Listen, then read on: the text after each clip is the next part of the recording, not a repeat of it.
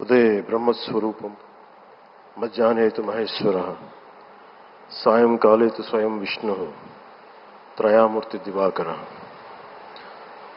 ముందుగా సూర్య భగవానునికి నమస్సుమాంజలి తెలియజేస్తూ యోగ విద్యను అందించిన ఆదియోగి పరమశివునికి, ఆ మహాయోగ విద్యని మనకి పతంజలి మహర్షి యోగశాస్త్ర రూపంలో అందించారు.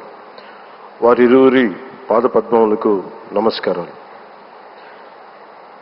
మన యోగ విశిష్టతను, గొప్పదనాన్ని ఋగ్వేదంలో ఉన్న మహానుభావులు తెలియజేస్తే దానిని ప్రపంచవ్యాపితం చేసిన దార్శనికులు మాత్రం గౌరవ ప్రధానమంత్రి శ్రీ నరేంద్ర మోదీ గారు.